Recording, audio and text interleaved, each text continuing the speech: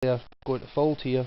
Can they fold here? You know, are they the sort of player to hang on and hang on and hang on? If they are, it's possibly worth, you know, trying to steal their blinds or trying to steal their bet. If they're not, and you don't have a premium hand, you know, you're going to have to show that down against their hand. It may be the best hand, but you know, chances are it probably isn't. You may get lucky. If you get lucky, the rest of the table's seen that hand, and they think you're doing that with any old stuff. And I prefer to try and portray at least a tighter image if possible. I only like to show down the good hands. That way, when it gets later in the sit and go, you know, you can do a lot of stealing. They think you've got good hands. That's all you've been shown down. You know, it's not till maybe 10, 15 hands later that they sort of realise, you know, what you've been up to. It suddenly dawns on them.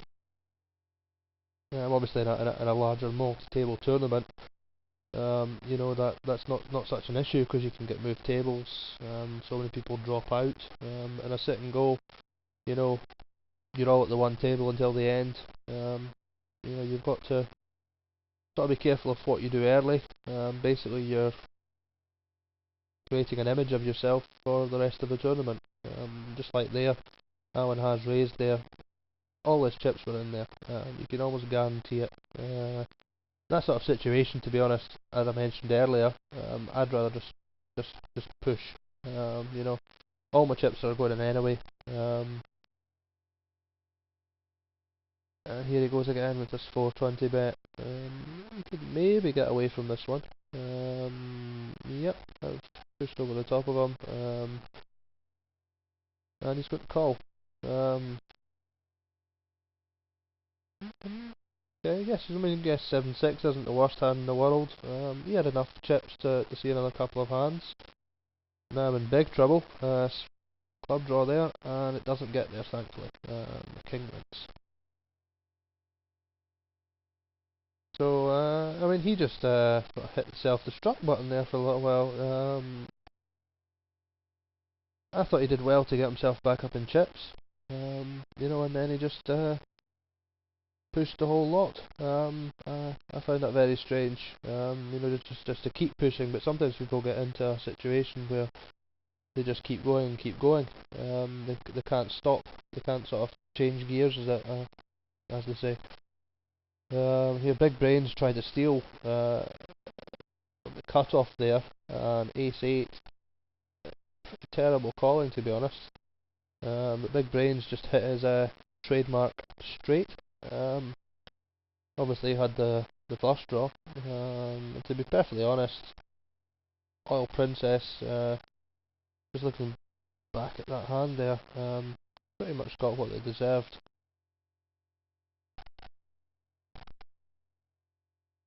This is the hand. Yes. This is 8-10. Big Brain is just trying to take down the blinds. Fair enough play. I fold, Sugar J folds, Ace-8. You know, it's probably worth a call here. To be honest, with Ace-8 there, I would rather re-raise if I think he's stealing. If I don't think he's stealing, I'd have to probably guess that my Ace-8's behind. So I think there it's either re-raise, it's probably for all my chips. The only way is going to fold, and if you do that there, 8-10, yeah, that probably will fold. If I'm just calling there, I think that's basically saying that Ace-8 is behind. I know Ace-8's behind, and I'm going to hope to hit a flop. I guess they could have King-Queen, or, you know, something like that, but I personally think I'm probably behind there, if I'm doing that. So, flop comes down, it completely misses both players. Oil Princess bets 120, and Big Brain calls. I'm not sure about that call. I don't know what he was calling with. I mean, I guess 120. It's such a small bet. You know, it could be worth a call with any two cards. You could take that bet to mean that they've completely missed the flop, and you know, you've still got a couple of cards that you can possibly hit. You could take that bet to mean that they've hit a 4 or a 7, or they're on a flush draw. In which case, maybe you do want to see another card. It could also be taken to mean that a small bet is often suspicious. It could mean that they've flopped a set of queens. You'll often see a small bet when someone doesn't want the other player to go away. Certainly a small bet, I think, followed up by an all-in on the next hand is maybe a good play. But it could also mean a huge hand. Now here, Big Brain's just picked up the flush draw.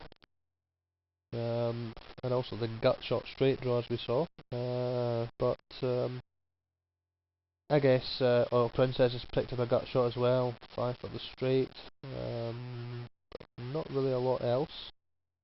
They bet 360. 360 here. Big Brain's definitely getting the odds to call. There's nothing wrong with this call at all. As I say, he's got a gut shot straight draw and a flush draw. He's getting 1400 in there roughly. Cross him another 360. He's getting well over 4 to 1 to make this call. That's plenty with his stack. You can certainly afford the 360. If he misses on the river, he's probably up to fold that 545. He's not ahead of anything. As it turns out, one of his cards comes in. An Oil Princess. Bluffed at this all the way. Bang, there goes another one.